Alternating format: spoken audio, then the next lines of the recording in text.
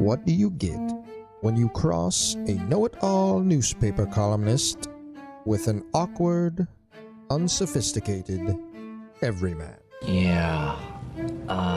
Well, I'm just not sure about that right now.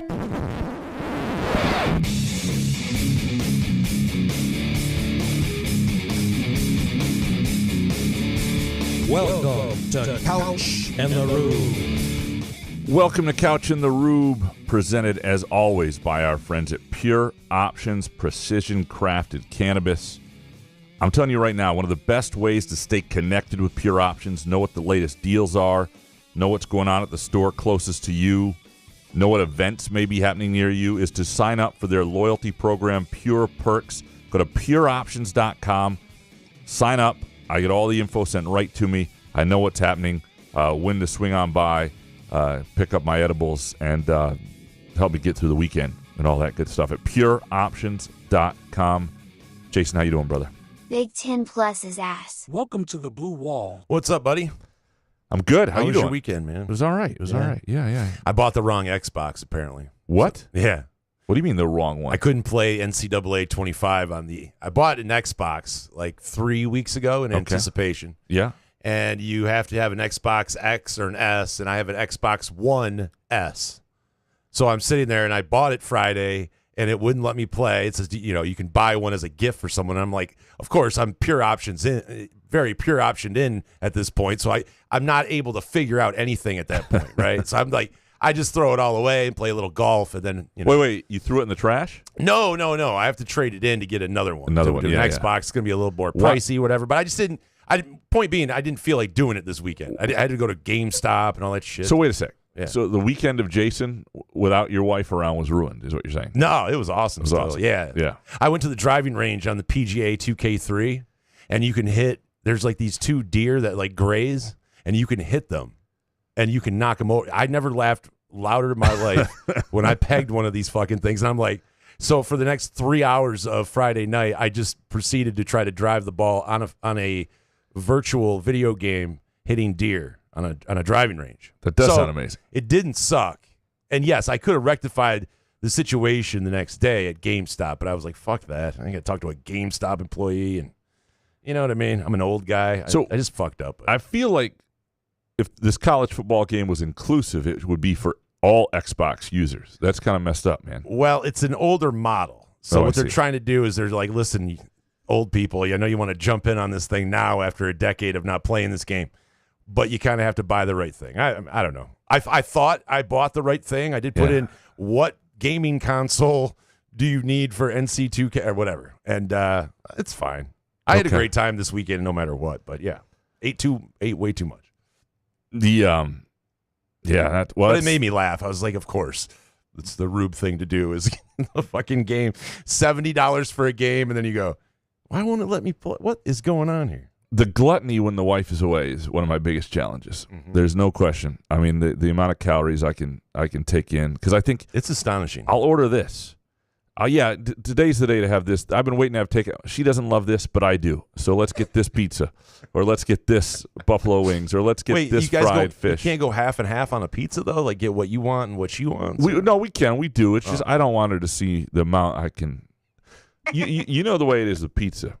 Pizza is one of those things where I will eat all the pizza you put in front of me. So if you give me half a pizza, then I'm going to eat half a pizza. If you give me a whole pizza, I'm going to eat a whole pizza. What about one slice? If that's all, ask for an extra. But if that's all that was there, that's what I would have. That's why I like New York City. It's actually smart. You can walk around, you get a slice. I feel good. But if there was a second slice there, why not? Like I couldn't be an employee at one of those places. There are like 50 million slices just sitting in that little thing that spins around. Like I would just. Graham, we have to serve the customers at some point. It would be. Stop shoveling your face. Speaking of good food, I just left a lunch with a friend at Front 43 in Cask and Company. Sean Windsor? Was not, but was really had a fantastic Big Island sushi bowl at Cask and Company. Isn't that satisfying, though? You leave feeling good, feel great, have energy, ready to attack this podcast, Unbelievable. Those are the good meals I enjoy. Great meals, yeah. So, and this morning I talked to a class over at MSU full of high school students who are grateful that I've left. To tell them to not go into the newspaper industry? No, I tried to sell them on it. This young woman who's probably going into a senior year of high school asked what the most, I don't know if she's a listener, I would assume not, but that'd be wild. She asked what the most like outlandish take I've ever had on the show was, and I really couldn't think. I was trying to think of something off the wall that was also appropriate, but I don't think I've ever been inappropriate. So you talked about the podcast a little bit, okay, just a little bit, yeah. Slightly. Were you like nervous about that? Like I told the oatmeal story. No, I'm kidding. I could have played it for him. That would have really. I could have been in the studio here and played it for him. That would have been. That's tremendous. Fascinating. How long was it though? I was there for like an hour and 10. Do you talk the whole time? Oh, I talked for like 20 minutes, and then they ask questions for like 45. Okay. Yeah. So you have to do like a hard 20, like I do. Like I try and do a hard practice. Hard 20. Nah, I kind of know what I'm going to say. I've done it before. With this group. I'm jealous of that. Then no nervous like anxiety or anything. So you know what got it out of me? I hate that stuff. Oh goodness. Here's a story almost worth telling. All right. 3 years ago, maybe, I think it was post-pandemic. I was who knows? Time is hard to tell now. But this group of people, there's usually a conference. It's like a Michigan Interscholastic Press Association high school kids who come down to the Lansing Center and do a huge conference, and they have all these sessions they can sign up for, including like sports writing with Graham Couch and how to be a sports writer and what the experience is and all that stuff. And I thought that it was on a Thursday because in my defense, the date and the day were different in the email that came to me. Don't fuck that up, right? Mm-hmm. So anyway, guy said like Thursday the 25th, and turns out Wednesday was the 25th. So not entirely my fault. I am sitting in my recliner at 9:05 in the morning, maybe no pants on, have a cup of coffee, and my boss at the LSJ, who's supposedly working another session or down there, she calls me or texts me and says, "Are you on your way?" And I said, "On my way to what?" And she says, "There is a class full of people at the Lansing Center, a room full of, like a giant ballroom full of people waiting to hear you speak at the Lansing Center." I'd be like, cancel. It was the fastest I've ever gotten ready. I put on some pants, put on a shirt, put on an Irish cap, drove down like a bat out of hell, which is only 5 minutes, Lansing Center from my house, 5 minutes away, parked immediately outside, didn't pay for parking, didn't check the legalization of the spot, walked in, there was somebody pointing me where I needed to go. Within 2 minutes after that, I was up talking to people, and I was only like 4 minutes late from that point to that point. But what that does is that I usually don't have nerves in this because I've talked about this before, this topic with people, but that'll kill the nerves. When you're so panicked about being late for something that your boss is like filling in and filibustering while you're there. Yeah, but if you let it pass your brain without thinking about it, you don't have anxiety, though. Like, that's not how it happens. You don't just able to fly in on the seat. If someone would have called and said, there is a ballroom of people waiting for you, I'd be like, I can't show up. I'm sorry. I made this 2 months ago. I just thought I could do it, and now I can't. This is where Pure Options is here for you. Oh, shit. Absolutely. Yeah. I would just spark up a joint while I was sitting naked in that chair. Be like, yeah, tell them I'll do it next year. That is a story almost worth telling and would have been told better by somebody else, presented by our friends at Midtown Brewing Company in downtown Lansing. By the way, this Thursday, Star Wars Trivia, 7 o'clock at Midtown Brewing Company. If you go to Midtown Brewing Company on Facebook, you can click on the event and sign up and all that stuff. There's lots of So did you ask any questions at all? Or I'm interested to see the young people and how they feel about these YouTubers and social media. What's the OnlyFans people making millions of dollars? I would see that and go, like, what's that? The lady that was on the Dr. Phil, Bad Baby. She's like, she makes like $30 million or some crazy shit off OnlyFans. I mean, come on. And you're sitting there going to school for 4 years, like talking to Graham Couch about newspaper shit. I'd be like, why don't I just get on OnlyFans? Like, if I was a decent looking chick at all, I would get on OnlyFans. Like, forget it. Right? Take the money. It's ridiculous. I don't know if I would ever do an OnlyFans. Although I did want to do a cameo thing. Who's asking for your OnlyFans? Right. Stick to your newsletter. That's fair enough. No, I didn't. I asked basic questions about them, but not. I didn't ask if any of them had an OnlyFans page. Oh. No, I didn't mean for you to ask them if they have an OnlyFans. Because that'd be the awkward. more nudity, the better. I didn't tell you to say that. I was just saying, how do they feel about some people that are making millions of dollars? Because when we were young, it was like people that made millions of dollars were people you looked at and you went, all right, I get it. It's a lot of money, but, it makes sense. Now it's just people that either they watch the reaction video or something, then react to that. It's just insanity. I told them about the vow of poverty in journalism is what I told them about, and how great it was as a feeling when you really can't afford to live. That's exactly what they want to hear. That's exactly, yeah. You're going to have to struggle. But you got money for donuts. It takes years and years and years. And then you're promoting 25 cents for 2 months. But then your company makes a lot more because people forget to not sign, or forget to unsubscribe. 2 subs for like a year and a half, I think. It was great. I appreciated that. I see how you guys do it, but it makes me laugh. The only thing that stopped me from being laid off was your second subscription, so it was very much appreciated. All right. As always, this is a hot take show, so we are going to dig into our hot takes and yours. Jason, do you have a hot take? Absolutely. Did you see Dan Wetzel's tweet? Oh, God. Did you see the breaking news at 1:06 p.m.? This is Dan Wetzel. On August 27th, Netflix will release Sign Stealer, part of the Untold documentary series on Connor Stallions and the Michigan Advanced Scouting scandal.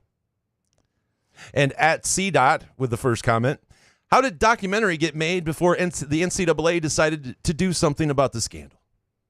Yeah. So is the blue wall a part of this Netflix thing? So we can back off now, or? Well, no, I mean, but I'm glad he put the date out. It lets me know what story. I got to drop my story before the date, so that's for sure.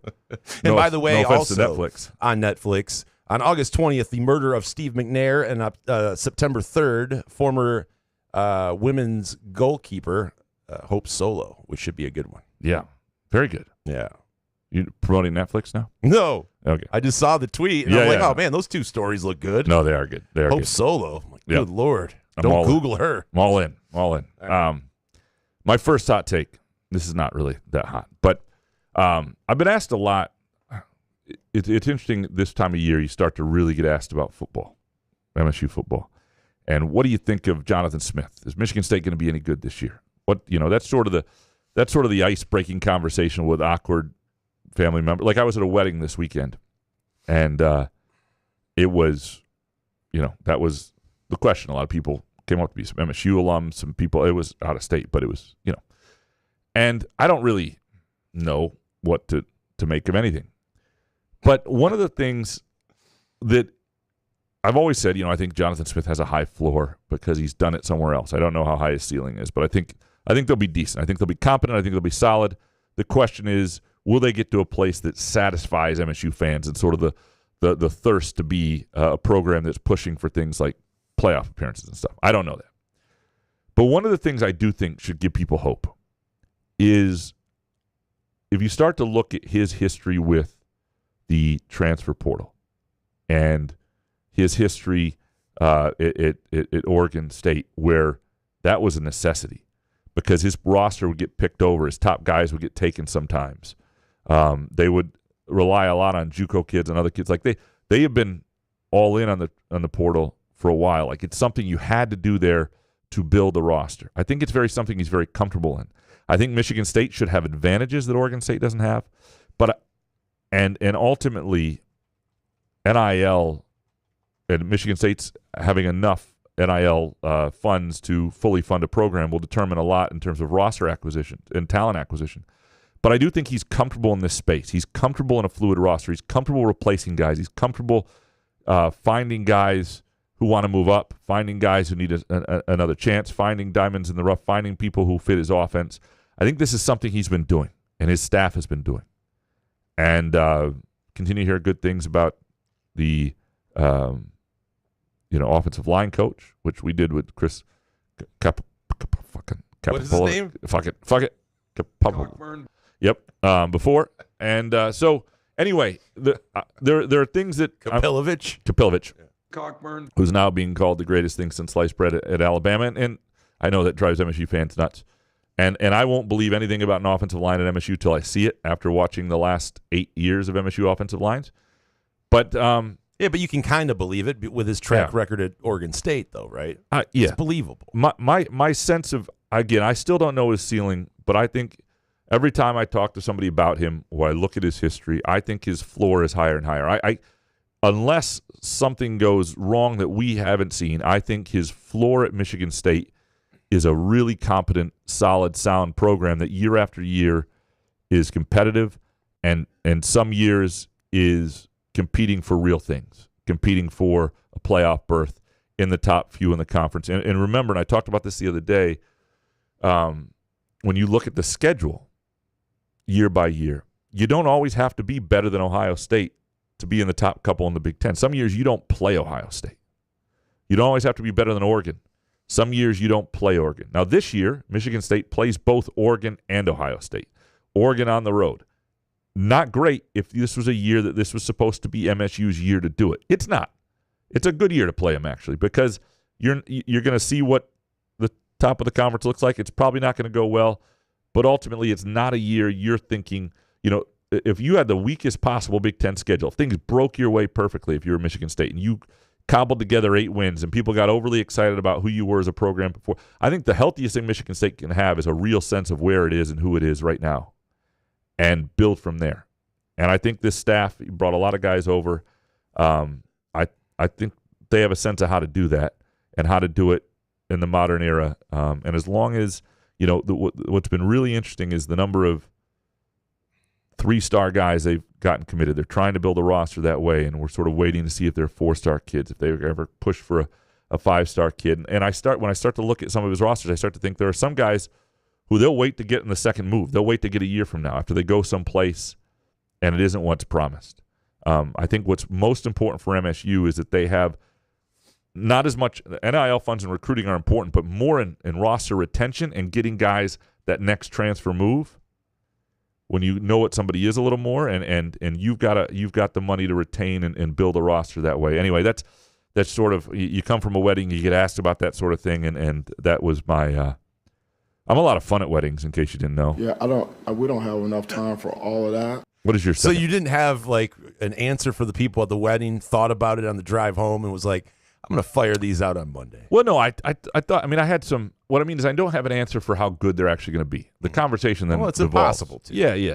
If you give a record right now, you're just guessing. You don't know. Yeah. You don't know what's what. So, yeah. Tell people to back off at these weddings, by the way. What are you going to do? Answer. You're at a table with a lot of people you don't know, and you have nothing else to say. You're going to have conversations. It's good, and then the wine starts flowing, and all of a sudden you're hot takes come flying. Yeah, boom. What is your next hot take? Buenos tardes. It is time for the Detroit Tigers Gambling Update with Gramanito Couch and Jason Nick. All right, I did win some money on the Tigers yesterday. It's a part of a parlay to save all of my gambling losses from the Open. So I did do that. Shout out to the Tigers. But something about Torkelson, right? And who did we have on?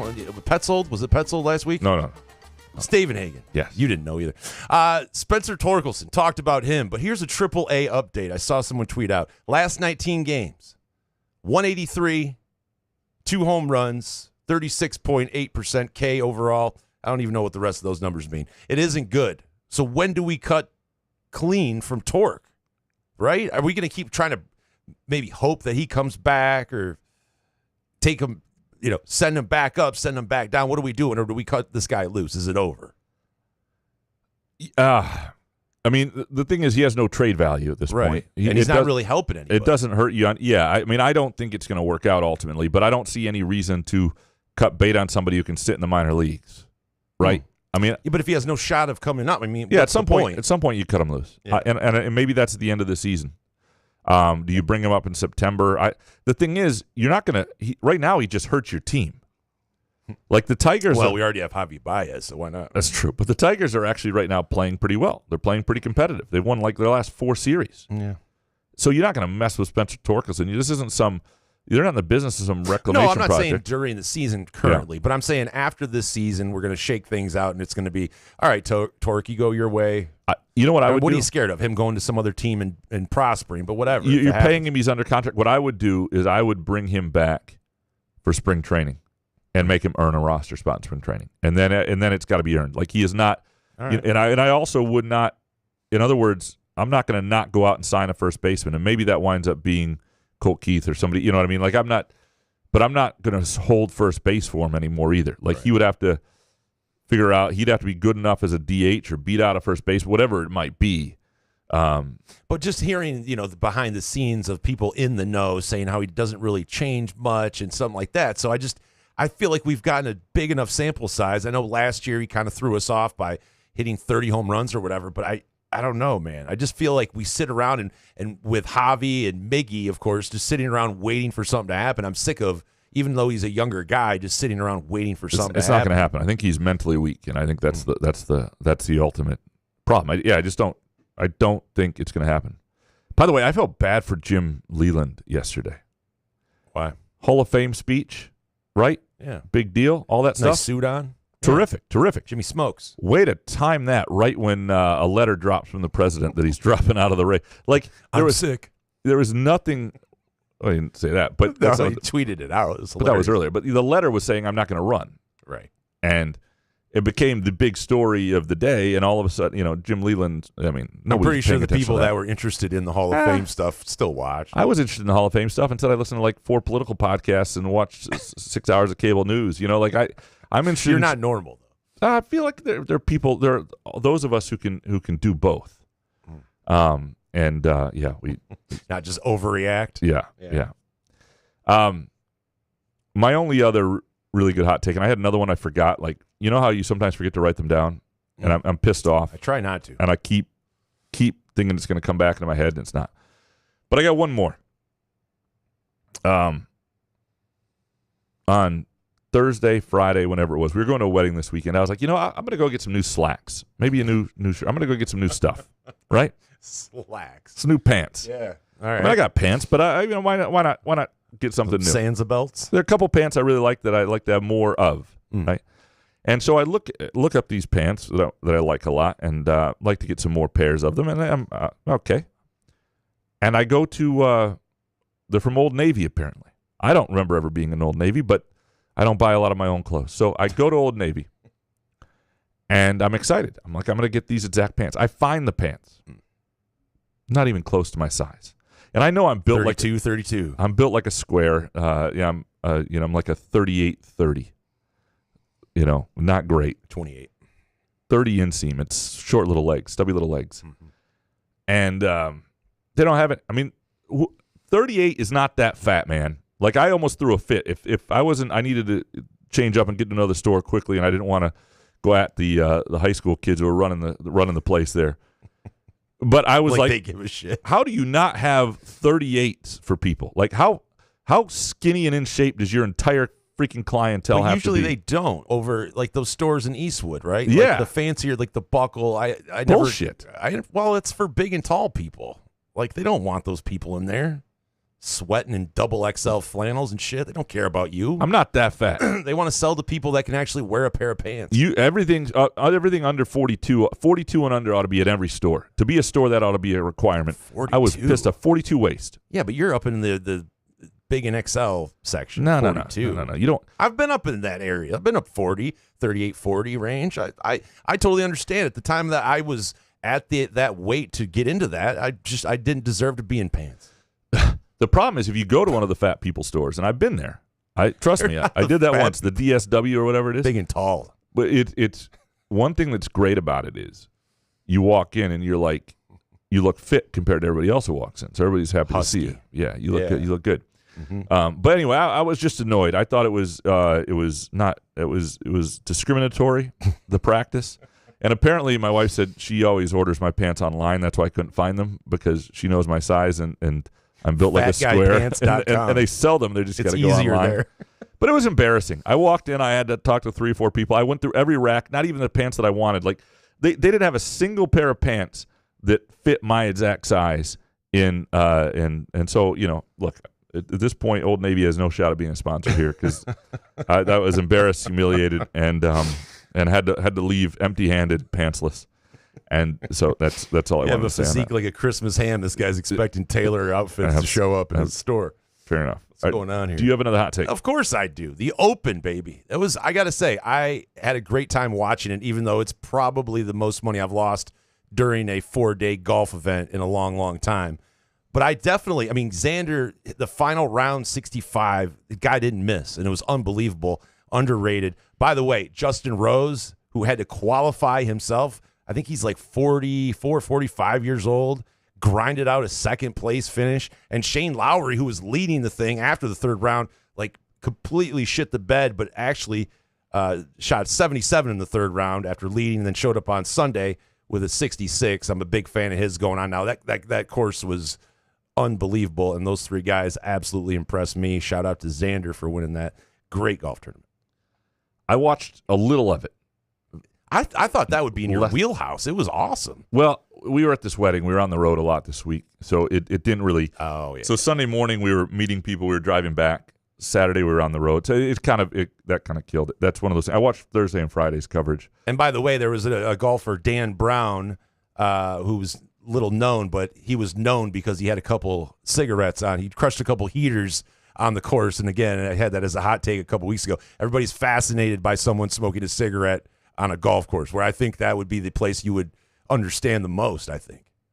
Yeah. Smoke some pure options for that course. You should be allowed to. Jesus. Shroon is unbelievable. That doesn't look like any fun. No. Even if you're really, really good. Especially when it's raining and it's 40 degrees. It looks tricky. Yeah. I think I would just give up and go home. By the way, Netflix Gene Wilder documentary on Netflix was awesome. Okay. I haven't thought about Gene Wilder in a long time. Decided I'm stoned. I bought the wrong Xbox. I don't have NCAA 25. So I watched the Gene Wilder doc. And if you're our age, I think that you would enjoy it. Yeah, for sure. You know, he was just an unbelievable guy. Yeah, Bob Hope, by the way, passed away last week after we had last talked. Bob Hope? Not Bob Hope. Fuck. Bob Hope's been dead for 20-some years. Not Bob Hope. Jesus. Oh, my God, I can't wait. We fixed that off, post. Dude. No way. Who are we talking about? Jesus Christ. Are you going to rack your brain? Bob Newhart. Oh. Sorry. Bob Hope. Oh, that makes sense now. I should have known what you meant. Sorry. I did not even hit any pure options yet today. I forgot about Bob Newhart. Yeah, he's one of my favorite. He's such a great dry wit. And you even tweeted out. Yeah, I love Bob Hope or Bob Newhart. Bob Newhart. He's the best. And then I tweeted out a couple of things that people put out there. I don't know. Yeah. We all have our heroes. Yeah, he's one of now. mine. If you were like, "Hey, who is Graham's hero?" and I'm going to say Bob Newhart, I'd be like, "Damn, that's a good one." Yeah. He's up there. Oh, yeah. I'm all Lawrence Welk and Bob Newhart. Graham's favorite. All right, let's dig into these listener hot takes. Oh, shit, that's right. We have listener ones. Eric Schultz up first. If what Graham said last week is true and MSU basketball is going to be better this upcoming year than they will be in 26, then we should expect legitimate contention this year. You can't be dying trying, but also not ready to contend until 2027 at the earliest. No, it's a fair point. I mean, like, you can look at this year's team and go, boy, I don't know for sure. I mean, they've got some intriguing pieces. I think their ceiling's higher. You know, they could be really good. But it's not like you're building towards the year after that, because I don't think a year where you're going to lose Xavier Booker, Frankie Fidler, and Jaden Akins, all three of those guys, leads to a year where you're building toward the next. Now, that may be, who knows? There could be somebody on the roster that becomes a star that you don't necessarily see coming, or it could be a situation where that's the year Izzo actually goes out and sort of builds through the portal a little more and brings in a couple people. But if you just look at things today, there is no way you would say things are likely to be better in 2 seasons than this season. And so if you're looking to get back to an era when you were in contention, this season should be that. And so I think that's an absolutely fair take from Eric. Travis Maynard, Jeremy Fear's 40-piece is the most significant performance in the history of Moneyball. And Moneyball or not, Fidler has shown he's already better than Hall. Will be better at every position this year except maybe the 2 spot. We'll see. Our floor is a 7 seed. Our ceiling's a 1. Yeah, I mean, I do think, well, I don't know, I do think the floor is, Like, I thought the floor was lower than that, and I still think it's potentially lower than that. Would you agree, though, that 40-piece is the most significant performance in the history of Moneyball? I think Jeremy Fears looking athletic and like himself is important. Yeah. So, because you're not talking, it's not the points, it's that here's a guy who looks like himself again. And that's what's really important with him. Now, and I don't think anybody else scoring Pierre Brooks scored a ton of points, but Fears, the injury he's coming off, the fact that they're not hiding him, he's just not playing regularly, but he's there anytime somebody else is missing and takes their place for the most part, I think is I do think the idea that Fidler's better than Hall, there are elements of that'll have to prove themselves out. But I think offensively, he will be better than Malik Hall. Some dude saw Moneyball last week, and here's the highlights. Number 1, couch stalking dudes for interviews. 2, Fidler just looks like a dude. All the basketball stuff for sure, but this dude has strength, and you can immediately see his confidence. He's not going to be intimidated by anything that comes his way. We need that. We need that this year. It was good to see some dude. Got to say hello. Wish I got to chat a little more. I was busy stalking dudes. No, I was stalking dudes for interviews. That's what I mean. You were busy stalking dudes. Yeah, I had to jump right into a conversation with our photographer, and then how long is that? And think all right, about you go take photos. I'll be over here. That's right. What the? That's fair. How long was that conversation? It's fair Were enough. you trying to get rid of some dude? No. You just grabbed a photographer? No. But Hey, let's go over to things what on my you're gonna mind as do. I was getting there. Now, if you could get over in the corner and just get on one knee and take some photos, that'd be great. Make sure they're good ones, please. Sorry, some dude. Sorry, he was so rude. No, I wasn't rude. No, I just wish I had more time to chat. Fidler, yeah, he does have that look. And again, we'll have to some swag. We'll have to see what it looks like defensively, what it looks like at the Big Ten level, because he's had some games against high major teams that haven't gone that well. I know he's a 20-point scorer at Omaha. What I'll say to that in terms of projecting, however, in terms of not having great games against good teams, when you are the best guy on a mid-major or low-major team and you go up against a really good team and they know they have to try to shut you down, they usually can. But when you come into a lineup that's got Xavier Booker and Jaden Akins and Jeremy Fears, you know what I mean? Like, you're not going to be the focal point of defenses. It changes everything. I watched this happen. I covered Western Michigan, by the way, in Kalamazoo years ago. Mm-hmm. A guy named David Kuhl, who Izzo wanted and wished he had gotten, and was broke Saudi Washington's school record for points, and was, top player in the MAC and all that stuff. But he went to Illinois for a game once. He was averaging 23 a game. And was it Brandon Paul or one of the Paul brothers? Chris Paul wasn't Chris Paul. He played in the NBA. Paul? Just a Paul. One of the Pauls who Les played. Paul. A Paul who played for Illinois. We're going to leave it at that. All right. But Poole did not have a good game. They were all over him. And basically when he was asked about a postgame, they're like, yeah, we saw that guy came in here averaging 23 points a game. They were like, fuck that. He's not scoring. We're going to hold him down. So and he was all they had, and so it was bad. So I do think I think Fidler will be a really good player at the Big Ten level. The question is, like, is he a need a bucket right now, I can go get it guy? I don't know, and I don't know who that guy will be for them. I do think he's a guy who can get to the line. I think he's shown that, so that'll be interesting. Suburban Spartan Dad. MSU will have 4 players shooting 38% or better from 3 next year. Trey, Akins, Fidler, and Norman. And I think the best pure shooter on the team might be Booker. Now, whether he shoots over 40%, I think he will, actually. Wow. I think Akins is less likely to, just because I think Fidler's never shot better than that. What'll be interesting is volume and shot selection creates, often for good shooters, creates what their percentage is going to be. If Fidler's taking more open shots, fewer threes, he might be a 38 or better shooter. Akins, we've seen, be a 42% three-point shooter. But if he's doing more off the dribble, more is required of him. I don't know if he's there. But 38% I think is reasonable. Andrew Zawiza, Rutgers men's basketball wins the Big Ten this season.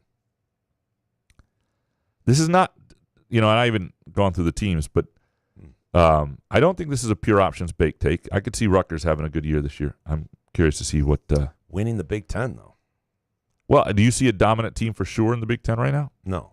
And we but don't. it's just Rutgers. Sorry, it's just the brand. Yeah, it's the brand. Right. It's like there's no chance. Yeah. Right? Spartan Dog 97. Fall weddings are ass, but thinking you're in the clear when the FAU game gets moved to Friday, only to have to go to the rehearsal dinner is mega ass. That sucks, man.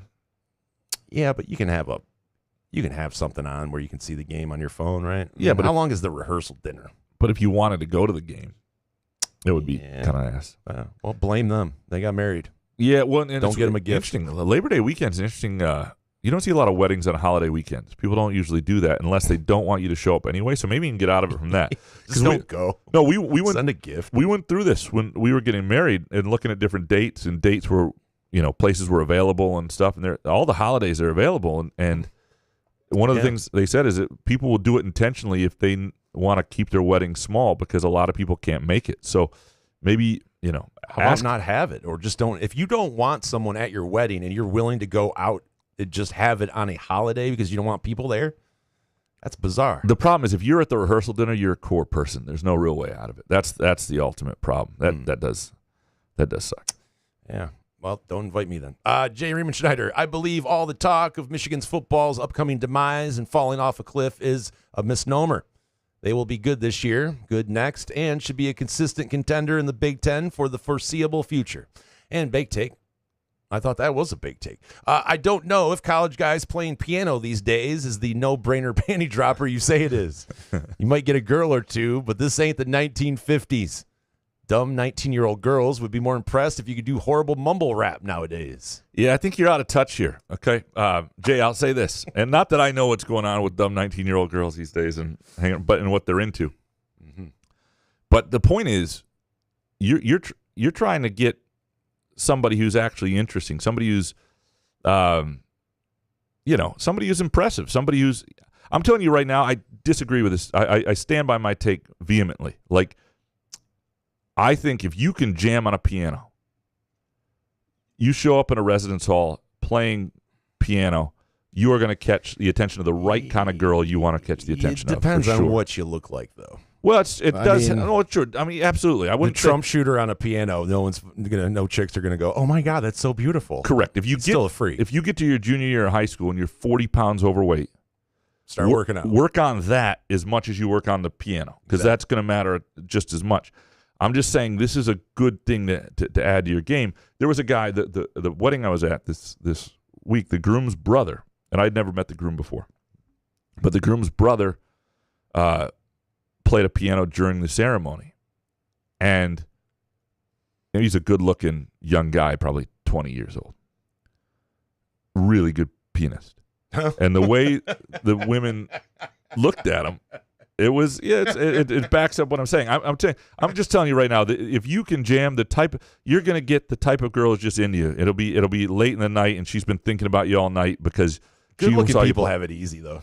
They do, but if you can also play if you don't even have to be great looking, play the piano. Jay, I stand by this. I think that everybody can rap. Nobody wants a rapper. I stand by this piano take really hardcore here. Kevin from Rochester Hills. The citizens of Scotland hate warm weather and consider sunshine the devil. Bonus. Scotty Scheffler will not win another major. Oh, that's not true. He's going to win. That's baked. That is baked. And do you want to gamble on it? I'm talking next year. I think Scotty wins a major next year. Yeah, it would be. He strikes the ball too well. Yeah. Just get that putter worked out. Dude, Scotland did look like it's in a different time period. It's up there. Like when you watch it, you're like, damn, dude, if you go there, it's like traveling back in time. Well, it's in the north. It's north of England, so it's usually chilly, and it's and gray. I've been to Scotland. It's a great. Is it nice? I know, not in your Graham Couch way, like for real. Like you think I would enjoy it? Absolutely. You go to like St. Andrews or Edinburgh or whatever. Yeah, absolutely, you'd enjoy it. Yeah, I think you'd have a great time in Scotland. Yeah, 100%. All right, they have weed there. They do. You could pack some pure options. They're not checking it closely, and it's not like going to Russia or something. You're good. All right, Kevin from Rochester Hills, the citizen read that. JD John. Hold on, let me revert. I don't want to get one of our listeners to get busted going to the United Kingdom with pure options, nor is pure options advocating that. So I was about to say, yeah, I do it. Just be in the States, but yeah. Just be be respectful. Get it there. JD John Pascal will have a year 3 breakout and co-lead the Lions in sacks with Hutch. Bonus. Skubal gets traded to the O's for Kobe Mayo and 7 bullpen arms because Scott Harris just wants the Tigers to win games 1-0. Can't get bullpen arms because they're you can just get new ones the next year. Bullpen arms are worthless. Bullpen arms should never be a part of a trade. Just wait till you sign a starter like Maeda and then just turn him into a reliever. My whole thing with closers, because I believe one year they're good, the next year not, is every year I'd have a different closer. I'd pick him out of AAA. I'd put him in the back end of the bullpen. He's going to close. He's going to save 80% of the games anyway, just by odds of getting through the inning. He'll get 40 saves. I'd trade him for a prospect and move on. Like, I understand there's some great closers, but outside of the elite guys, I would just keep cycling it through them, trade them every year. Cycle it through, trade them. The odds are they're going to get through most games. Just give me the guy that looks like Kenny Powers. That's all you need. T-Bone's dad, if the Tigers are being offered a package from the Orioles centered around Jackson, Mayo, other high-end prospects, it's irresponsible not to take it. I love Skubal, but his injury history and uncertainty of pitchers in the long run, i.e. Fulmer, you have to pull the trigger. Yeah, but he's different than Fulmer. He is, but like a lot. I do agree, though. But if you start getting Jackson and sure, there's absolutely a package that makes it worth it. I just don't know if the Orioles. But go we're there. saying that. I want to hear like guys, Buster Olney, Morosi, guys that are like, oh yeah, the Orioles are offering this. Yeah, if the it's Orioles 97-1 talk of like, yeah, I want Jackson Holiday. I want Adley Rushman. Well, no shit, we all do, but. Yeah, but maybe they get to the point where, I mean, if you're the Orioles, there is an argument because you do have a chance to win it all. You also have a chance to be good for a long time. And here's the problem with baseball, and here's the problem with the trade deadline, and this would be my issue if I were in the Orioles or any. The postseason is such a crapshoot, and it's such not a reflection of the regular season that I would be hesitant to bank on anything. This is where baseball does the postseason wrong. It's such a crapshoot that I would be very hesitant to give up much to think I was going to win in the postseason when it's such a short sample size. Now, having Skubal start a postseason game for you, maybe 2 in a series, that's perhaps ideal, but I still would be reluctant to do it. David Jackson, screw being a seller. The Tigers need to keep the staff intact and add a bat. As Herman Edwards once said, you play to win the game. Hello? You play to win the game. Play to win. Big take. I'm all in on Jackson Kohler. Double-digit scorer this year. He'll be Nick Ward, but with a mid-range shot. Book it, Dano. Yeah, I mean, I still am very intrigued by Jackson Kohler. I think Michigan State staff is. He's got a load of skill. I think it's a shame. I think it's unfair to say that he couldn't have had a year that was a breakout year in some ways last year if he had stayed healthy. I don't think that, because the whole thing was ruined. The season had passed him by. They should have redshirted him by the time he came back. But he's also at a point now where he has to kind of show it, right? We just haven't seen it at the college game where what I think is a pretty skilled game, an array of offensive moves, produces points. And so he's got to kind of prove it. And I think he knows that. He knows that at this point he's in a show-me situation, and people are going to doubt him until he does it. But I also think I don't think it's that baked to say that he could be somebody who's an effective double-digit. Seems like a lot, but he's an effective offensive piece this year. Matt C. next. Here's what you need to know about Stallions, Graham. CMU staff has a ton of Michigan ties. Google. They were able to get Stallions a field pass and sneak him some gear during the pregame. McElway knew because the head coaches knows everyone on the sideline. Bonus.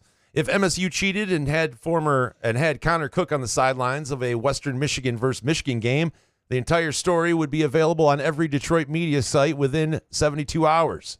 Yet none of you can run the story on Michigan a year later. It's sad what the Lansing media has become. Yeah. It's fair. Sad. Yeah. It is sad. You're right, Matt C. Yeah, here's the thing. It's a shame. I will say this. It is not as everybody knows the ties. We all know that. That's not the story.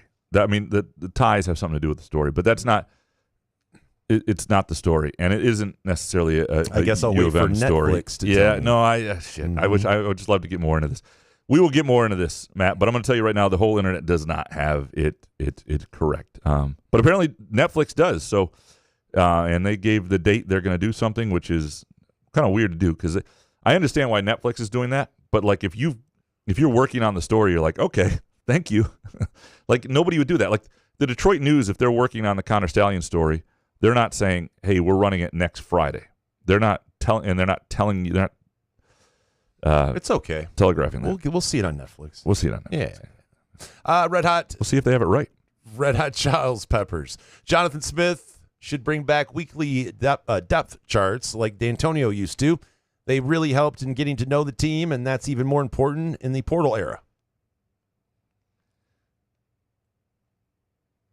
I'll suggest this because I agree. And I think in a day and age where fans feel less and less connected to the team, those depth charts were helpful for people. Now, they're great for reporters too, but if you can have a way that, look, I think in today's day and age, any way you can connect to fans is smart. And so I don't know whether coaches hate that because they think it doesn't help their roster. But I would tell you, D'Antonio probably thought it never hurt. And it lets guys know where they stand. I don't think there's anything wrong with that. To go back to Matt C's point, I will say this. So this is coming out August 27th. There may be stories before this. Little gambling advice. Central Michigan under 6 wins. The over-unders on that would be my advice on that. I don't think they're going to be that good. I think they might be okay, but then you get this sort of Central Michigan under 6. That would be my play. Is that because of the Netflix thing that's going to come out and it's going to shake the Central Michigan football team to its core? I just think if what comes out, mm-hmm. it could mess them a little bit. Wow. All right. Varsity Softball Dad recently listened to Jonathan Smith speak for the first time. I'm certain he will never get a 5-star to commit. I understand the head coach isn't necessarily the lead recruiter, but how does any kid hear him and want to go green? Because you like people to sound like they know what they're talking about in your sport. And the other thing is the primary recruiting isn't Lambos and swag, right? That ain't it anymore. Otherwise, Mel Tucker didn't work out for other reasons too, but like Mel Tucker in 2017, I think works in a lot of ways. Swag isn't how you recruit. It's cash. There's that great press conference given by the basketball coach at Oklahoma State when he talked about getting Cade Cunningham and all the effort that went into him throughout years of he knew he didn't have the pedigree or everything that some of the Kansas, Kentucky, and teams that were after Cade Cunningham had, but he put in enough time that eventually there was a relationship and Cade knew he would do right by him and all that stuff. And then he said, but I can't put that kind of time in anymore because you do all that and then somebody swoops in with a bigger payday. You have to be competent, you have to be consistent, you have to find guys, and then you have to be able to retain your roster with money. It is a different deal. You can bring a Lambo. See, it's the whole thing. You can put a Lambo on the field and they can take pictures, but some of these guys expect to have a Lambo in their student dorm parking spot when they show up, and that's the difference. And it doesn't matter how much swag you have. Mel Tucker can come in with all the swag in the world, peak Mel Tucker, and Jonathan Smith can wear whatever outfit he wears that looks like he's in middle school in the 1990s. And if he's got a competent program and he's got the NIL money to support it, and people think he's a good coach and can help them get where they want to go, especially offensive players, he's going to get the guy, not the guy who helps you pose in Lambos. Yeah, we don't have enough time for all of that. Bobby next. MSU's Aiden Childs will go down like Michigan's Devin Gardner. Zero protection and minimal skill talent to take full advantage of his abilities. O-line is at best 3 years away from being competitive and having depth. We're one injury away doesn't mean a walk-on is starting. I think this is Bibby is the name. I think it auto-corrected to Bobby. Apologize, Bibby. A couple things. There is a chance that the offensive line is not ready this year at Michigan State. Why is there a chance? Because it hasn't been in a great place for most of the last decade. And there's a chance that Aiden Childs is still a little green as a quarterback and makes a number of mistakes and isn't properly protected. But there is zero chance, I think the evidence is already there, that he is Devin Gardner. Because, picture two basketball players, Michael Jordan and Usain Bolt. Right? He's a track star, though, so he didn't really play basketball. Gardner is not really a quarterback the same way. You know what I mean? Like he wasn't. That's not really fair. He's not like Denard. That's not entirely fair. I'm going to fix that in post. Fix that in post. Because I was actually thinking of Denard Robinson. I was telling that whole story thinking of Denard Robinson, and I apologize for that. That's because Denard Robinson was not the same. He was not a quarterback. He played quarterback, but he's not a quarterback. Devin Gardner, you're right. He lost his confidence in I don't know whether he was. So that's who knows. It was Bibby. I would correct if this wasn't a live show. We would absolutely correct this in post, and we would just never do another show. We would go 3, 2, 1. Read that again. MSU's Aiden Childs. Okay. Yeah. Corey Ostrom. Number 1, don't stand around a crosswalk entry unless you plan on using said crosswalk. You're stopping traffic, asshat. 2, the 12-team playoff will create more problems than the 14 playoff did, resulting in a move to 16 teams. And 3, Kurtang will be the most impactful MSU basketball freshman. Well, that's definitely possible, just based on position and readiness, and I could see that happening. I don't think that's even a hot take. I think that's probably, Jesse McCulloch's probably going to be redshirted. Jace Richardson, who I've heard good things about in practice, in terms of him challenging fears and being a fearless player, but he's still a guy who likes to have the ball in his hands. Sorry, that was the... Wow, is that the mic? No, it's just the plug. Anyway. Anyway, it was... Lost my train of thought. Oh, yeah. You dropped the plug of your... Yeah. But Jace Richardson's playing a position behind Jeremy Fears, probably behind Trey Holloman. Like, in terms of the ball in his hands and finding court time, I don't know how much will be there for him. To your number 2 point, though, they're already going to a 14-team playoff.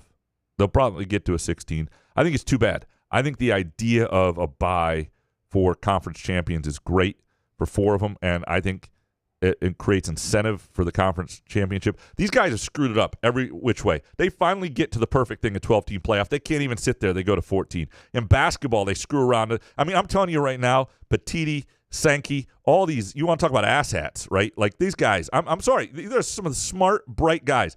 People continue to screw this up. They just continue to screw up. It is unreal. Again, when these jobs open, I don't care what you're doing. I don't care if you're mopping floors for a living. Apply. These asshats aren't any smarter than you in certain ways. Common sense is what it takes. Apply. Unless you are standing around a crosswalk entry and not using it, then you're stopping traffic, as Corey points out. Jake next. Gambling is not ass. Had a great day Sunday, hitting a two-leg money line baseball parlay, a live bet I placed Saturday for Russell Henley to finish top 10 at the Open. And since a nation-altering event occurred yesterday, I had to bet Castellanos to homer, and of course it hits. That's some smart betting, That Jake. is really smart betting. Yeah. How do we get alerted? Because the Castellanos thing I didn't even think about, and it would be nice if an email was sent like, "Hey guys, well, you knew alert dropped out." So then I did, but I did not think of the Castellanos angle as I usually, Right. I'm not a smart bettor. Like I had Russell Henley, but to win it all, this is good after Saturday. So the top 10 is a smart bet. I like that. Anyway, a day where you win gambling is one of the great days because you leave there with this just unjustified confidence, like you think you can figure it out. This is a new thing for me. I'm going to have a second income. And but it's like golf, though. Yeah. Right? Like you have terrible shots, but then you hit one fucking parlay. I'm back. It's just like golf. I've given up the game of golf during 18 holes 3 different times. Then I hit a great shot. So much of it is about patience, too. Like, so it's impossible. In the gambling world, like I get to a point where I'm doing real well, I'm up a lot, and then there's a lull in the sports calendar. If I could just wait till the Premier League season, if I could just wait till, I get a sense of the Olympic basketball stuff, maybe I'd have a chance. But instead, I'm like, there's nothing going. All right, I'm going to throw some money on the Tigers under. Are we sprinkling a little bit on the Sudanese hoops? Well, didn't they already almost take out the U.S.? They lost by 1 or whatever? I know. That's the... Oh, that's the bit? Sorry. It was not a bit. I just was trying to make conversation. Here on this show? Literal Larry here. Yeah, sorry. Anyway, but props to you, Jake. Those are good. That's a good day. Izzo's no longer got to go. Next. Izzo won't be MSU's coach in 3 years. His way of recruiting is over. Talent will leave. Losses will continue. The portal will be his death blow. So it's Izzo's no longer got to go is the handle. Yeah. Okay. It will be interesting to see his response because there will be a year, and it may not happen before he's done, but there will be a year where he loses a couple guys he doesn't want to lose. And all of a sudden, to have the roster he wants to have, he really has to get in the portal and spend and use it and recruit and like build through it. How he deals with that, whether he's okay with it, whether it works for him, I think those things are all fair to think about. And if you don't want to think about that, my suggestions to you is Pure Options. Go to pureoptions.com. There are locations throughout the state, Mount Pleasant, Muskegon, Detroit, 3 in Lansing. Go to pureoptions.com to find the one nearest you. And you can sign up for the loyalty program there. Lots of great deals going on all the time. And anytime you go to a Pure Options location and you spend $50 or more, you can get a free, let them know Couch of the Roof sent you, of course, get a free 8th of Pro Grow, a terrific in-house brand, by letting them know Couch of the Roof sent you. Spend $50 or more, free 8th of Pro Grow. And even if you don't spend $50, let them know Couch of the Roof sent you. Always helps us, lets them know our connection to you. And, they've been terrific. Chris Eastlick next. The Wolf Blitzer meme looked like an MSU beat writer on a Sunday, having to drop everything and write about a borderline 3-star from Idaho who committed to MSU. That was great. Guy's like out for a drink on a random Sunday, and then he's got to host got to get to the studio and host the breaking news, and everything from Wolf Blitzer is just so over dramatized these days. It's like, the major breaking news, stunning announcement. It's a stunning, in our stunning news. It's not stunning. We've been talking. Everybody does that. Every podcast I've been listening to for weeks is saying Biden had to get out. Biden had to get out. And saying that for a year. Well, and you've been saying it for a year. You've been on the cutting edge. You and the Lincoln Project. Like it's that's pretty much it. And so it was not stunning news. It was surprising. It happened at the moment it happened because it was. I didn't even see it as breaking news, to be honest with you. There you go. What didn't even read? I mean, like it is. I know it is. What is your criteria for breaking news? What? Like it needs to happen like within 5 minutes ago. Like ESPN will do it where something in the morning breaks and then 4 in the afternoon, breaking news. Yeah. So it's like everybody knows about it, you assholes.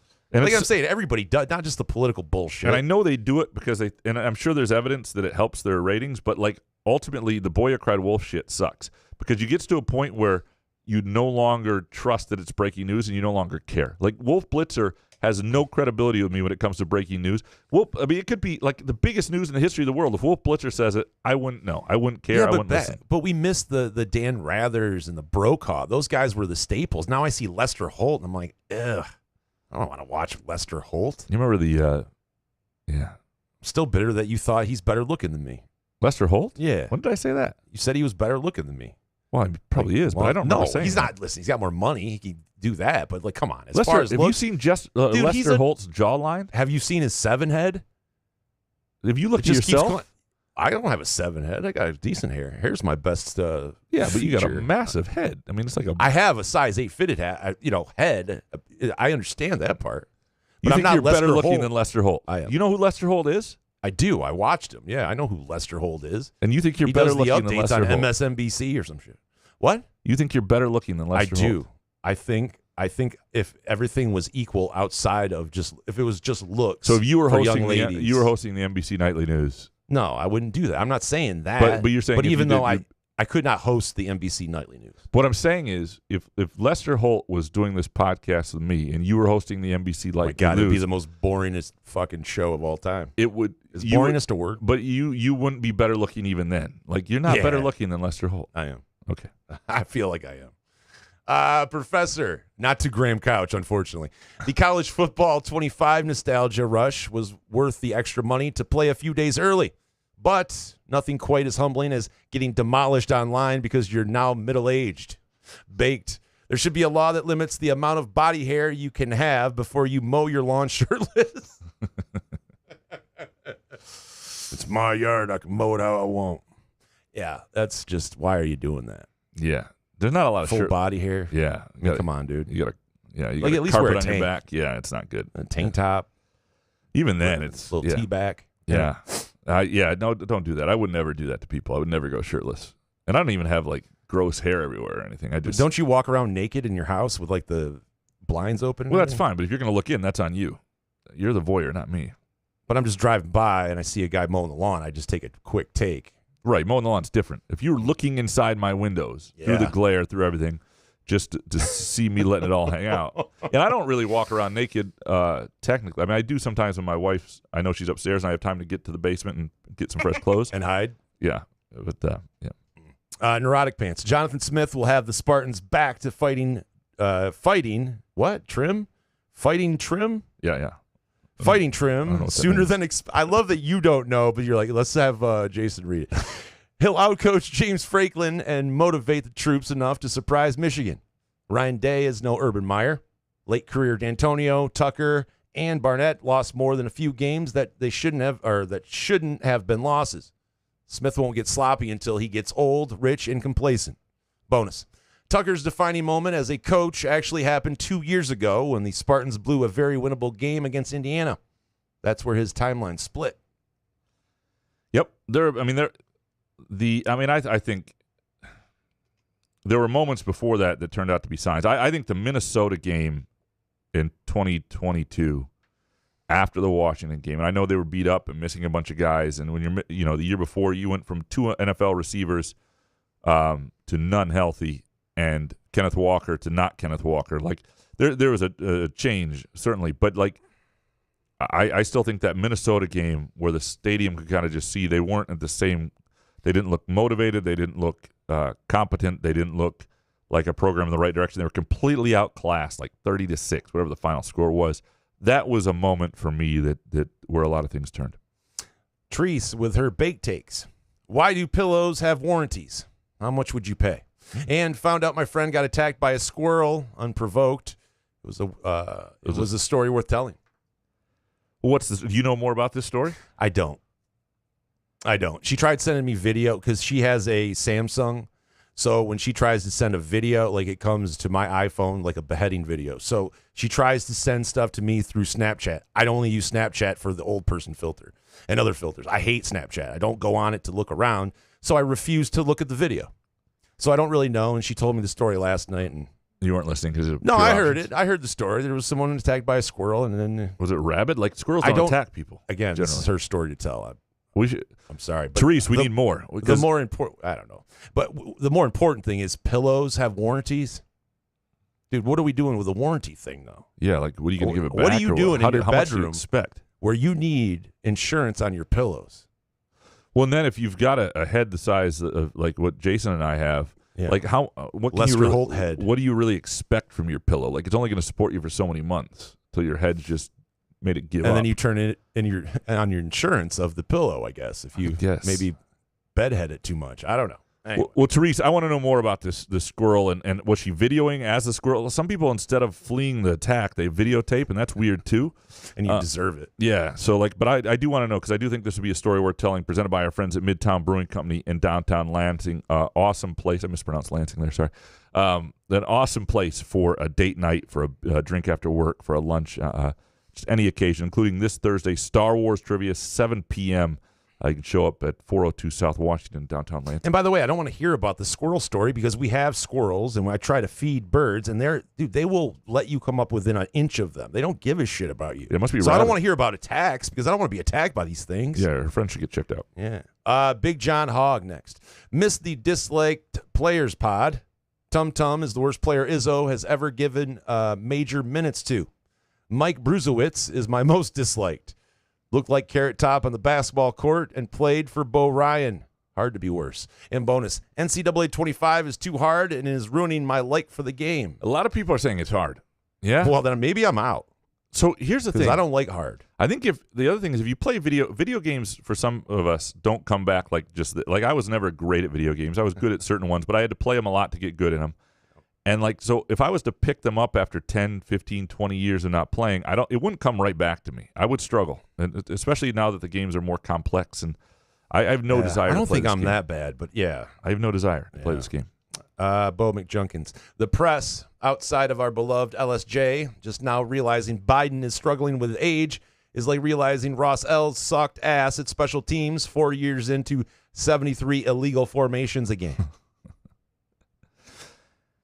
Yeah, the thing about the Biden situation that's a little messed up is I think anybody who watched that debate thought, okay, that isn't going to work. Like that guy has slipped. And that's not who he was 3 years ago. I saw an interview with him recently from 2021 where he looked much more with it. He's clearly declined. It sucks. It's just what happens in life. And it doesn't mean he can't still do the job I don't mind him being in the office for the next 6 months. I think he's still capable of doing the job. But, like, he's not sharp enough to win debates, to campaign. They're two different types of jobs. And he's definitely not – it's irresponsible for somebody at that age to go into another 4-year term. Just irresponsible. I mean, that's bullshit. And the fact that people around have been known he had declined and that kind of been held from people, I think is ass, frankly. I just think there are enough people. It's not like the debate was the first time anybody around him saw him like that. Right. And it starts to come out like, that's ass. Like, come on. And I think that was kept from people, and I think that's crap. Munn Field Keg. Lansing needs another music festival like Common Ground. That's my off-season hot take. It would be nice to have another big thing downtown. We lost Common Ground. Grand Rapids took it or something. Assholes. Yeah, but what kind of bands are you going to get? You have to pay to get bands in here, and it doesn't make sense. It's hard to do. And it worked for a long time, though. They had some good acts for a while. It got less and less. Because I remember, like, in the mid-2000s, they would have, like, Stone Temple Pilots? Yeah, 5 nights of really good Black acts. Crows? Yeah, it really fell off. And I don't know. It would be interesting to talk to the people who organized it. Was there ever a point where bringing in those acts was actually something they were making money on, or were they always losing? I would be very curious to know, was there a time it was But when working? you're paying a band $40,000 to play one night, People gotta show up. It's kind of really hard to... People got to show up. Yeah. Cracker Sofa. Petoskey is S-tier northern Michigan experience. Endless bay views, rolling hills, wine, beer scene that rivals Traverse City and Grand Rapids, multiple public parks with lake access, reasonably affordable, and has an Aldi. Can't be beat. I had an apartment in Petoskey in August 2002. Yeah? I accepted a job up there out of school. It was one of 3 jobs that I accepted and didn't show up at, and based on advice sort of from a professor who said, until you move, it's all about you. But, like, that one, though, I went farther than the others. Like, I got an apartment and changed my mind at the last second. Part of the thing is you go up for an interview in July in Petoskey, and it is beautiful. And I've been to Petoskey before, but I was like, oh, my God, I could absolutely live here. Apartment right down the street from the paper. It was, you're blocks from the lake. It's like, oh, my God, I could 100% do this. Winters aren't as great. But that would have been the issue. There were other reasons I didn't do it. But I wound up in Freeport, met some of my best friends, and worked out. But I wouldn't be here if So you rented the apartment and then backed out? Yeah, but we couldn't get our money back. So we should have gone up there and just stayed in August. I mean, my parents paid for it. I was out of money at that point. I have a lot of white privilege. But my parents paid for the apartment in August 2002 in Petoskey, Michigan. A paid-for apartment in Petoskey is white privilege, though. Totally. That's supreme. Yeah. Cracker Sofa next. Best summer Olympic events. Swimming, basketball, table tennis, gymnastics, badminton, rowing, women's soccer, archery, track and field, and weightlifting. And the women's soccer starts this Thursday at like 11 a.m., so you're looking for gambling opportunities. I will find some for us in women's soccer. I do like women's soccer in the Olympics. Isn't that all the sports he just named? Or a lot of what's left? Actual tennis. There's probably others, but golf. Is there a sport, like during the Olympics? I'm not a huge Olympics guy, but is there a sport that you tune into that you really enjoy watching? It depends on what the big story is. If there's a big time swimmer thing like a Phelps or a Ledecky kind of event, I'll tune into that. Or track and field, basketball. I mean, it just depends on what the event. Like golf, I'll definitely tune into that. But and basketball, appointment viewing, I don't know. And the problem I have is, again, with these. Like, this is in Paris, so you're looking at a 5-hour time difference. I don't want tape-delayed events. So if you're going to package something for me at night, I'm not going to watch it if it's already happened. Right. And so I need, how they show stuff live is what matters, and that's when I want to watch it. Clint Bainey next. Number 1, the Detroit Lions will make it to the Super Bowl but lose. All right. 2, Harbaugh gets fired in 4 years, not for his record, but because he's a douche. And 3, Dick Butkus is the best linebacker ever. End of discussion. And bonus take, Spartans bust out the Kelly Green uniforms from 1995, Ike Reese style. A lot of people like those uniforms. Those are good. This is 95, and right after that was Cedric Irvin, 96. They still had them, I think. I think people would be. I would prefer Kelly Green over neon green. I for sure. Neon sucks. Love neon. Rich Kane, number 1. The soccer offside rule is too harsh. Having a toe or half a knee closer to goal should not be offside. I'm a former goalkeeper, and my team played the offside trap about 40 times per game. I love catching guys offside. It was hilarious, but I still think the rule is too harsh. It should be like hockey's offside rule. And 2, of all the new phrases in sports, gentleman's sweep is the dumbest. A sweep is 4-0. 4-1 is not a fucking sweep. Bonus, Canadian national anthem is better than the American national anthem. Or is that baked? You don't need pure options to feel that way. It's objectively a better national anthem than the national anthem. Bullshit. How dare you? The gentleman's sweep, though, I kind of like this. The idea that it's no. This is what the Pistons did to the Lakers in 2004. It felt like it's something that feels like a sweep, even though it's not a sweep, right? Mm-mm. No, it's not. Get rid of it. It's terrible. He's right. To Rich, the soccer offside rule being too harsh, I agree. Like, it goes against the spirit of it. I believe there ought to be a little more leeway. And yeah, it's shit that sometimes goals are called back for this half a knee or whatever. It's ass. Fart soup with just one here. The pendulous balls and massive hog Jason drew on his Javi Baez card shows that old school printed porn is alive and well. F you, Pornhub. Here comes the rube. You know what's funny about that? Is that I follow a guy, Card Purchaser. He does a lot of the hobby card stuff. He'll retweet your shit or whatever. It gets you involved with the hobby community. It's cool. So we tweeted out saying, what's your least favorite card? And, of course, Pure Options was flowing. So I'm like, aha. And I go to my Javi Baez card that's pinned onto our the cork board there. I forgot I drew a giant set of digging balls on Javi Baez and tweeted that picture out. And then that's when Fart Soupy's like, Jesus, look at that hog. And I'm like, oh, shit, I forgot. Anyway. Did the card purchaser retweet it? No. Okay. No. He has a certain amount of rules, and sometimes I forget which. Obviously, yeah. So I can understand if he didn't, Right. But kids should draw on their most hated baseball player cards, right? Agreed. Tim Horton, hot take. Graham would accept a transfer portal offer to the SEC in a heartbeat. # West Side Flake. Baked. Peyton Thorne will lead the Auburn Tigers to the SEC championship. Ripped. Peyton Thorne is Heisman. Cooked. Graham will be writing for the Starkville Sentinel in 2026.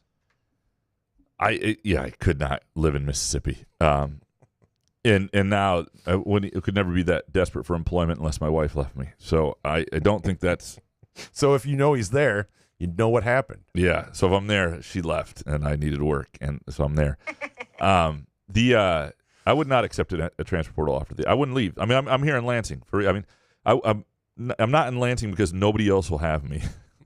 You may think that. Sometimes I may write that. Well, you have to understand when someone loves Lansing that much, you'd have to. Yeah. You have to speculate. I mean, I convinced my wife that this is where we should make our lives, which is, I'm grateful for every day because she does not have the ties here. But I would not would not.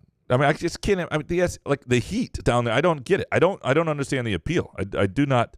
Air conditioning. I do not understand the. Yeah, but you got to be indoors all the time. No, I go hang out for an hour. Okay. Go back into the AC. Take a shower every time. No, I don't know. The BO, man. Ben Jen Couch. You and I are way too similar. Trombone, marching band. Gave up piano, unfortunately. Killed it in Chicago. Like musicals, except Les Misery. That's just terrible. Not the worst, though. That's the Shakespeare crapola. Baked. There's a special place in hell for Nazis, but also for people who drive Corvettes, Chargers, and a certain Porsche Carrera S with the New Mexico plates in the fast lane like fucking grandma in a goddamn Buick. I love you, Ben Jen. That's a great take. First of all, yes. Comparing Nazis to people who drive Corvettes, Chargers, and pretty much the same. Actually, people that drive in the left lane doing 77 miles an hour when it's 75 to pass 4 people. You're doing 77. You're doing 2 over. Takes forever. Get out of the fucking left lane. New Mexico drivers are historically known for bad driving, but I do. Bunch of Subaru drivers there. While I don't respect your Les Mis take, I do appreciate you. I mean, the trombone, gave up piano, all of it. It feels like we had a very similar existence. Hans Jurgen. Number 1, there should be dog poop bags every 100 feet, and all firecrackers should be banned along with that damn emergency broadcast sound. Elect me, and I will install a dog owner dictatorship. Damn your freedoms. Say every dog has its day. I say it's time for dogs to rule. 2, the only bad part of summer is no NFL. And 3, the only thing better than a donut is another one. You're here to that. That next donut. It's always the best. Just like Hans Jurgen, who doesn't really have 3, but just fires them out anyway. I love it. You know how you had Teresa away this weekend, and so you had a weekend. I sent her away. Yeah, sent her away. My wife is going to be gone Tuesday and Thursday, just during the day for work out of town. Uh-oh. Yeah, I'm already planning what will I do for a festive lunch, and maybe Groovy Donuts on Thursday becomes part of the package. Izzo, can you fake retire on that day just to have couch freak out? Yeah, but I think it's gonna be a Midtown Brewing Company day tomorrow for sure. Upper Deck shirt guy to end this. Number 1, Couch should be wearing sponsor merch so it shows on YouTube. 2, Izzo will resign just before the season and put his backing behind Washington. 3, if Katniss and Peeta from the Hunger Games were Hollywood celebrities, their super couple nickname would be either Cat P or Penis. Peeniss. I like that you've thought this through. Google that. Yeah. What does that mean? I should have more merch. I do have some merch. I should wear more merch from our sponsors. In the off season or in the colder months, I wear a lot of Muskox quality flannels. Yeah. So as soon as fall hits, it's just Muskox. It's Muskox all the time. But I like wearing my Groovy Donut shirt, and I don't look great in purple. I don't look great in anything, so I'm very careful. But I should get some more merch for sure. We appreciate all of you. Thank you for producing our show. Thank you for producing it in July and giving a shit all year round. You guys are the absolute best. We appreciate Midtown Brewing Company again, 402 South Washington Avenue. Great place for trivia, Star Wars trivia, this Thursday night, 7 p.m. in downtown Lansing. Of course, we appreciate Pure Options. And if you're still listening, hopefully you're 40 or 50 MGs in. Go to pureoptions.com, find the location nearest you, sign up for their loyalty program. Let them know Couch in the Roof sent you. Good show, man. Yeah, man. Couch in the Roof.